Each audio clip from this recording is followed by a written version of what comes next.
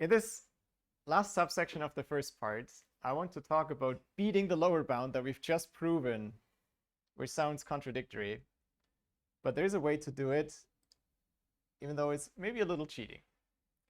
We'll talk about sorting integers, which already gives you a hint. We've just proven that no comparison-based sorting algorithm can sort a list of n elements with fewer than theta n log n comparisons. But this doesn't necessarily mean that there's no hope at all. It just means in the model that we studied, the comparison model, there's no way to do it.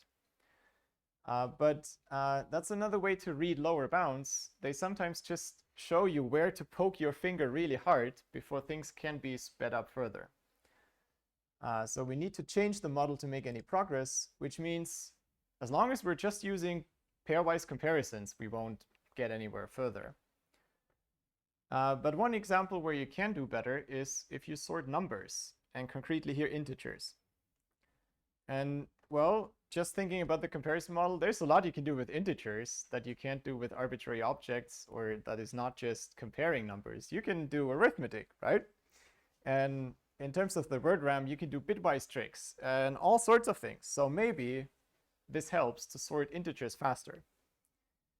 And by the way of asking, you probably guessed that the answer is it helps. And I want to show you one simple way how it helps. It's just, if you think it is from first principles, the way that we can compute with numbers by itself doesn't seem to be so vastly useful. I mean, you can add numbers, you can multiply numbers, you can take the bitwise XOR of integers, but is this helpful for sorting? There's one other thing, though, that the word RAM model allows you to do, and that is using numbers as an index to address memory. And that's what will help us in this easy case. And more sophisticated algorithms do use the other parts. What I want to show you is counting sort. It's a very simple sorting algorithm. It's not often useful, but sometimes in some specific applications. And it's an important thing to keep in mind. If someone comes along and says, oh, you want to sort, but that always takes n log n, you can always say, maybe not. So what's the game here? We sort numbers in a specific range. So the first u integers starting from 0. And I'll just assume that this is a power of 2. You can round up if you want. That's it's not an assumption here. It's really just for convenience. So what we're looking at is sorting b-bit integers.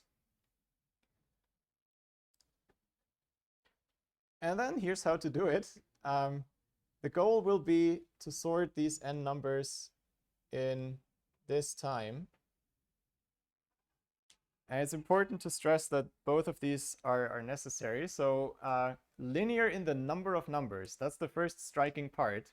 Linear is much better than n log n. So that's what counting sort can give you. The second part is also important, though. We need also time proportional to the size of the universe. And the universe of our numbers, not the physical universe. That would be too bad. And we'll allow ourselves also space in the size of the universe. Again, wouldn't be a good idea for the physical one, but if this is a small number, then it's doable. And an assumption that we do need here is the word RAM model, remember, has this parameter w, the size of words. How many bits can you fit in one word, and how many bits can you operate with in constant time? We assume that our numbers actually fit in one word. That's kind of crucial here, at least for this simple version of counting sort. Let me skip the code because it's just spelling out the idea in detail, so you can revisit that if you feel like you want the precision there. The idea is, as the name suggests maybe, you have 0 up to u possible numbers. So you first go through the array and count how often does each of these numbers occur. There's only these u options, so you keep an array of the counts. And then in a second pass, you produce an output list that has as many copies of each number as there is in the count array.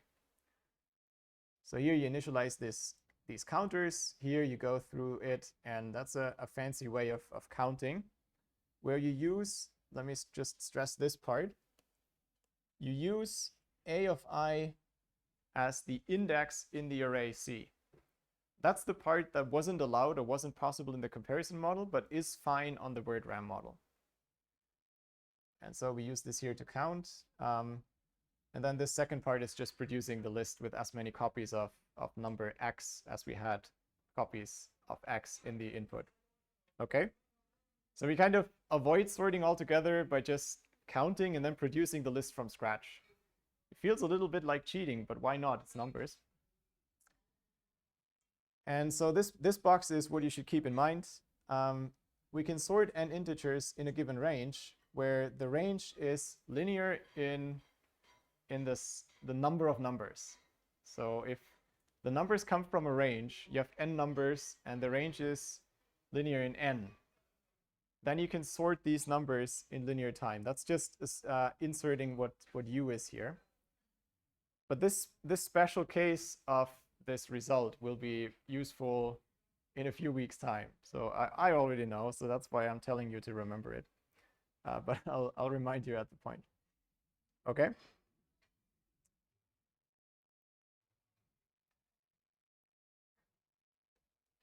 You can push the idea of counting sort a little further, and that's then called radix sort. So you can push it in the sense that if u is not linear in n, but polynomial, so n to some constant power c, say n to the 3 or something like this, then you can still use something like counting sort. You just you break the number up into blocks and then sort those separately one after the other. That's what radix sort does in a way. And here you just pick the radix to be the word size.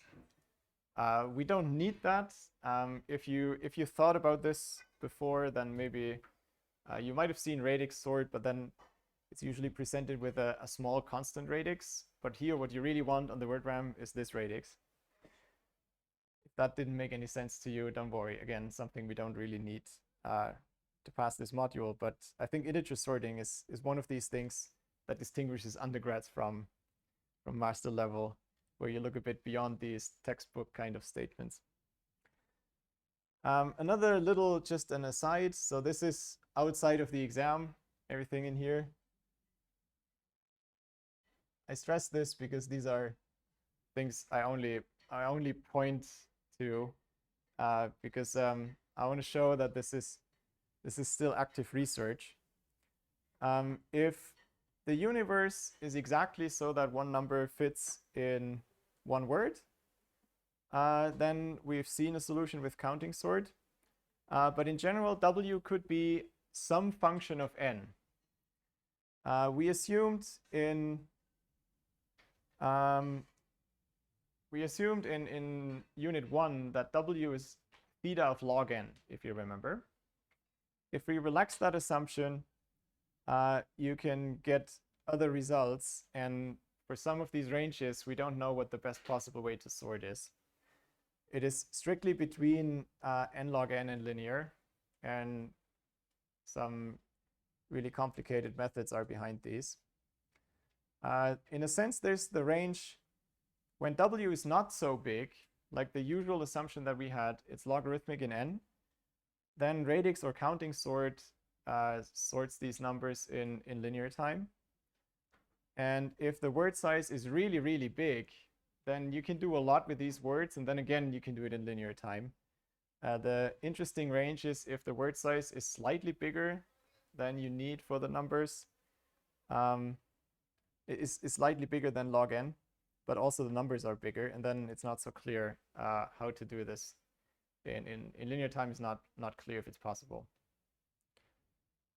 All right, that just as an aside. For the rest of this unit, we'll leave the world of integer sorting behind us again, and we'll return to the realm of the comparison-based lower bound, just because it's a more general algorithm. If you want, there's two things to take from this section, from the integer sorting part. Point one If you have integers, they are from a range linear in the number of integers. You can sort them in linear time. That was the red box on the counting sort slide. And the second thing is, be careful with lower bounds. They sometimes can be beaten if you relax the model. And this is one example of that. Okay?